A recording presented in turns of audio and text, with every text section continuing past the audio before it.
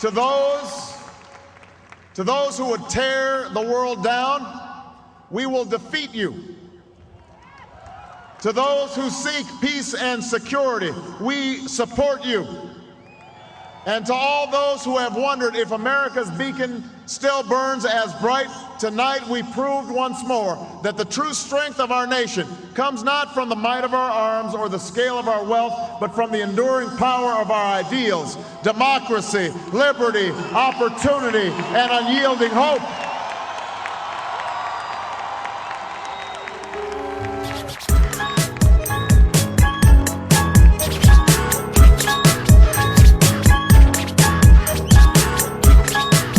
And I bet you there are people in this room who give money to colleges and universities who are undermining the very principles of our country every single day by indoctrinating kids in left-wing ideology.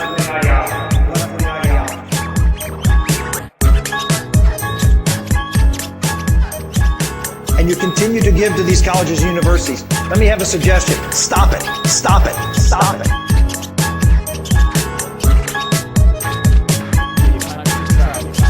The Eclectic Traveler.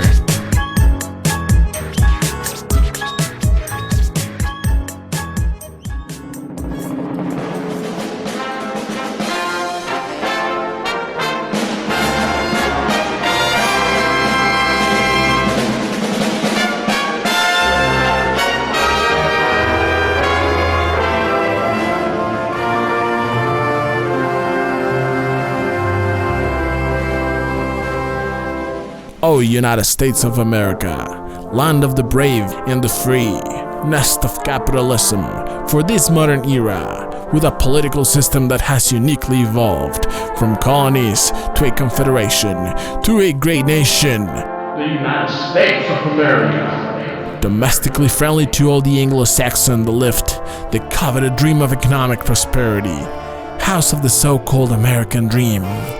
Just like Walt Whitman would say about this great country: strong, ample, fair, enduring, capable, rich, perennial, with the earth, with freedom, law, and love. Oh, United States of America, from you we have all benefited, with the condition to be always beside you. Father of modern imperialism, we thank you for being the policeman of the world, which bankrupts our country for the sake of corporations. Yo! Whoa! I don't get you, man. What you like? First you're gonna be like, oh, that's all dope, and talking USA and oh man, get out of here. Now you're gonna be throwing? Oh, come on, man. Just this Herma Kane. America's got to learn how to take a joke. Oh man, I got you. You was one of them immigrants that criticized the nation. You would prefer China or North Korea to be the rulers of the free world. Is that right? Let me tell you, there is nothing. And that's my very point. You Think about it, man. This ain't a peaceful world. You look outside I know that. lately. People want to kill us, man. Want to take our liberties. No other nation was found like this one. You believe that we're the good guys, right? Oh, real, true, real American dat. And you don't think very differently from millions of Americans. But the point is not only that we think that we're the good ones, it's who is behind the genesis of this thinking. It's who keeps telling us we are the good ones. Several historians and intellectuals have told us that we haven't always been the good guys. For those that have spoken their minds in that way, labels are placed on their careers. Who does that?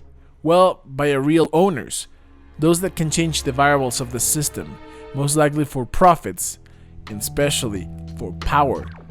They are powerful enough to impose upon you and me any change. Oh, listen. That sounds like conspiracy theories, man. People that dare to point out these anomalies are labeled as conspiracy theorists, communists, anti-Americans, and my favorite, Are you saying that terrorists are good people? Listen to yourself. As I told you before, it's a matter of deep perception. Let me exemplify it for you. Oh, blew my knee. Oh, man, what'd you do that for? Violence is not just condemned by the United Nations and other international institutions, but it's also condemned by Western countries. But we forget that it's used by the ones in power to simply get things done. Anyone outside them has to be punished. I never thought you would shoot me. Exactly, for you I was just a good guy. See, you might think of nations such as China, North Korea, Russia, Cuba, etc. when you hear about violence. However, every nation has used it. We just call it differently, depending the situation, right? The difference is if it's used towards our own people or towards foreign individuals. You know, the truth of the matter is, violence is violence, but the package that holds it is presented differently. Sometimes more colorful, sometimes more discreet. One day is given to a minority, another day is given to a poor nation. I get it, man. Violence is a misconception. George Orwell depicted it in his book, 1984, how violence can forge the toughest attitudes and can even change a person's point of view. I got it. All right, I got it. Here, eat this. That is how sometimes economic superpowers such as our nation deal with developing countries that don't quite get the message or don't quite buy into the system. Yeah, you're right. We all get to live double standards to some point in time. So do nations. Don't ever think there's an exception. Internationally speaking, there are not just misconceptions within the US, but also towards the US, especially not distinguishing between the people of the United States and the government of the United States. Many nations would say that both entities are the same since the people choose their government. In theory, this seems right. But in reality, there is a handful of families that maneuver where the nations go. And our nation is not an exception to this situation. What is left for the rest of the people, us, is to work and continue on with our activities. There's a reason education sucks, and it's the same reason that it will never, ever, ever be fixed. It's never going to get any better. Don't look for it. Be happy with what you got. Because the owners of this country don't want that. I'm talking about the real owners now. The big, the wealthy, the real owners, the big wealthy business interests that control things and make all the important decisions. Forget the politicians. They're irrelevant. The politicians are put there to give you the idea that you have freedom of choice. You don't. You have no choice. You have owners. They own you. They own everything. They own all the important land. They own and control the corporations. They've long since bought and paid for the Senate, the Congress, the state houses, the city halls. They got the judges in their back pockets, and they own all the big all the big media companies. So they control just about all of the news and information you get to hear. They got you by the balls. But I'll tell you what they don't want. They don't want a population of citizens capable of critical thinking. They don't want well-informed, well-educated people capable of critical thinking. They're not interested in that. That doesn't help them. That's against their interest. That's right. You know something? They don't want people who are smart enough to sit around the kitchen table and figure out how badly they're getting fucked by a system that threw them overboard 30 fucking years ago. They don't want that. You know what they want? They want obedient workers. Obedient workers, people who are just smart enough to run the machines and do the paperwork and just dumb enough to passively accept all these increasingly shittier jobs with the lower pay, the longer hours, the reduced benefits, the end of overtime, and the vanishing pension that disappears the minute you go to collect it. And now they're coming for your Social Security money. They want your fucking retirement money. They want it back so they can give it to their criminal friends on Wall Street. And you know something? They'll get it. They'll get it all from you sooner or later because they own this fucking place. It's a big club, and you ain't in it.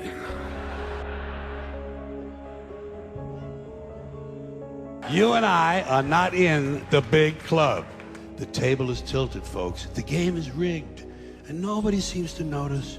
Nobody seems to care. Because the owners of this country know the truth. It's called the American dream because you have to be asleep to believe it.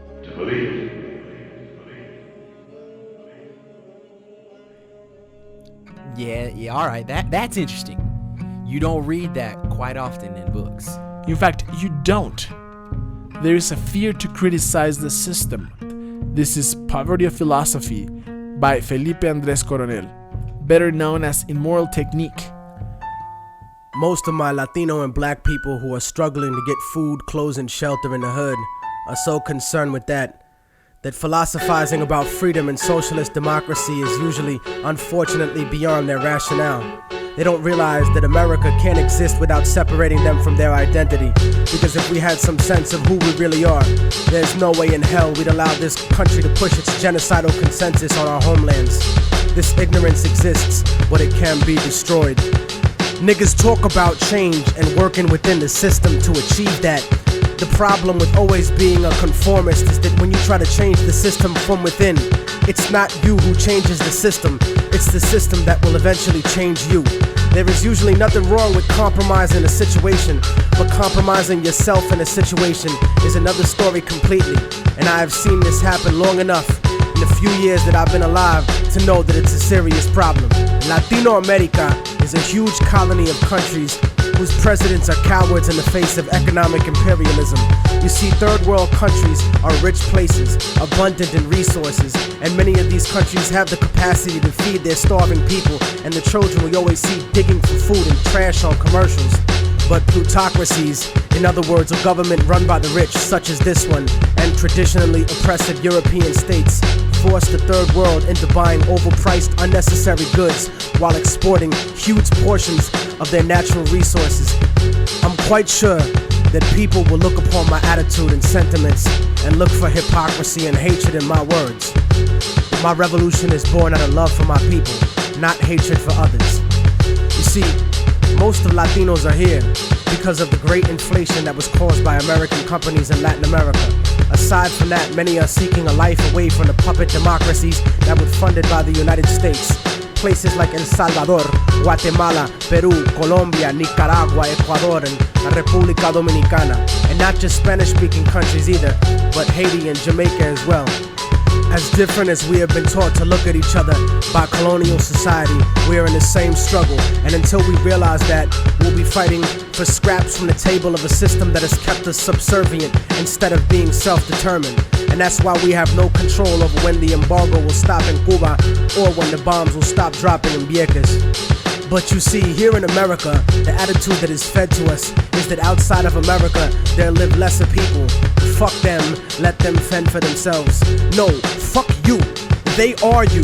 No matter how much you want to dye your hair blonde and put fake eyes in, or follow an anorexic standard of beauty, or no matter how many diamonds you buy from people who exploit your own brutally to get them, no matter what kind of car you drive, or what kind of fancy clothes you put on, you will never be them. They're always gonna look at you as nothing but a little monkey. I'd rather be proud of what I am rather than desperately try to be something I'm really not, just to fit in. And whether we want to accept it or not, that's what this culture or lack of culture is feeding us. I want a better life for my family and for my children, but it doesn't have to be at the expense of millions of lives in my homeland. We're given the idea that if we didn't have these people to exploit, that America wouldn't be rich enough to let us have these little petty material things in our lives and basic standards of living. No, that's wrong. It's the business giants and the government officials who make all the real money. We have whatever they kick down to us. My enemy is not the average white man. It's not the kid down the block or the kids I see on the street. My enemy is the white man I don't see. The people in the White House, the corporate monopoly owners, fake liberal politicians, those are my enemies.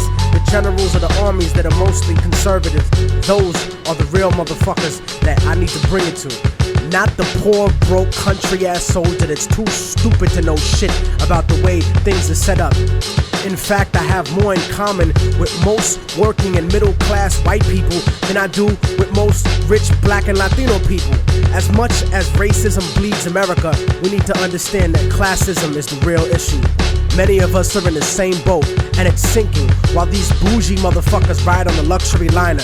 And as long as we keep fighting over kicking people out of the little boat we're all in, we're gonna miss an opportunity to gain a better standard of living as a whole. In other words, I don't want to escape the plantation. I wanna come back, free all my people, hang the motherfucker that kept me there, and burn the house to the goddamn ground. I wanna take over the encomienda and give it back to the people who work the land. You cannot change the past, but you can make the future. And anyone who tells you different is a fucking lethargic devil. I don't look at a few token Latinos and black people in the public eye as some type of achievement for my people as a whole. Most of those successful individuals are just sellouts and house Negroes. But I don't consider brothers a sellout if they move out of the ghetto. Poverty has nothing to do with our people. It's not in our culture to be poor. That's only been the last 500 years of our history. Look at the last 2,000 years of our existence and what we brought to the world in terms of science, mathematics, agriculture, and forms of government. You know, the idea of a confederation of provinces where one federal government controls the states? The Europeans who came to this country stole that idea from the Iroquois League. The idea of impeaching a ruler comes from an Aztec tradition. That's why Montezuma was stoned to death by his own people, because he represented the agenda of white Spaniards once he was captured, not the Aztec people who would become Mexicans. So in conclusion, I'm not gonna vote for anybody just because they black or Latino. They have to truly represent the community and represent what's good for all of us proletariat. Porque si no, entonces te mando pa'l carajo, cabrón, gusano, hijo de puta. Seramos libres pronto. ¡Viva la revolución! ¡Viva la revolución!